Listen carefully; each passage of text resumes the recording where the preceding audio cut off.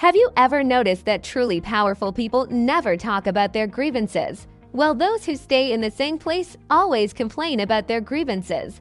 Why am I not recognized despite all my efforts? Why do I still get this result after trying my best? Why do I get such a response when I treat others sincerely? This grievance on the tip of your tongue seems like a natural emotion, but it is actually the deadliest poison on your way to becoming stronger. The essence of grievance is feeling that your efforts are not proportional to your rewards, and then falling into a deep victim mentality. The scariest thing about this mentality is that it makes you focus all your attention on how miserable I am, but never think about what should I do. When you are immersed in grievance, your brain will only repeatedly replay those unpleasant scenes, calculate your efforts, recount the debts of others, and desperately find evidence to prove that I am right. The whole world is wrong. This process drains all your energy, but solves no problems at all. Worse still, grievance will breed distorted psychological compensation. You will feel that you deserve to be comforted and treated specially because you have been wronged. So you start waiting for others to coax you, for the environment to change, and for God to give you justice. In the end, all you get is a deeper sense of powerlessness and anger. A friend who works as a designer is not bad at his skills but is always unappreciated. He complains every day about working overtime to revise plans, and his boss doesn't even say thank you. I asked him why he didn't take the initiative to communicate his ideas with his boss, but he said, "Why should I take the initiative? They just don't know how to appreciate it." He devoted all his energy to proving that he was wronged, but refused to spend a little effort to break through the predicament. A year later, he still stayed in the same place, while those whose skills were not as good as his had already been promoted and raised by expressing themselves and fighting for opportunities. In fact, it's hard to quit the feeling of grievance because it's so tempting. It can give you a moral superiority complex, making you think you are the good person and others are in the wrong. It can let you escape responsibility temporarily and blame everything on the environment. It can even let you get attention and sympathy and find a short sense of existence. But all these are illusions. The truth is that when you choose to feel wronged, you choose to be weak. You hand over the right to change to others and give up the initiative of your destiny.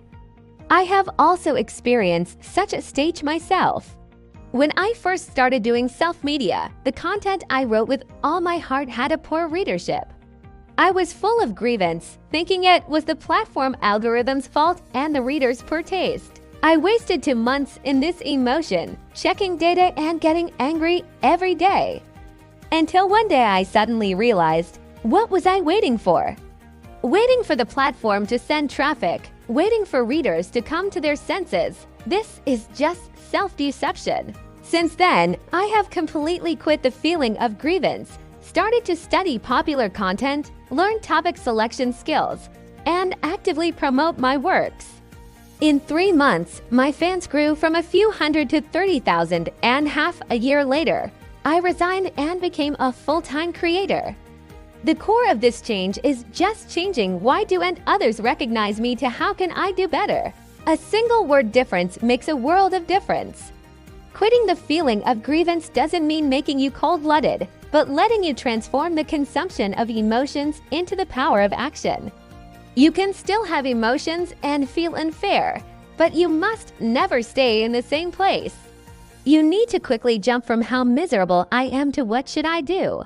Do these 3 things to help you completely quit the feeling of grievance. First, when grievance comes up, immediately ask yourself, can complaining solve the problem? If not, spend your time thinking about solutions.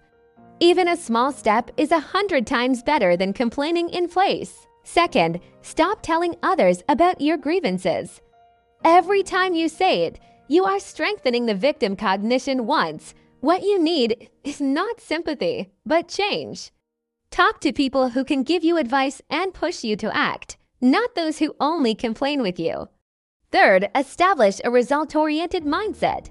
Don't measure yourself by how much you have paid, but evaluate by what results you have obtained. You need to know that effort is not equal to value. Results are.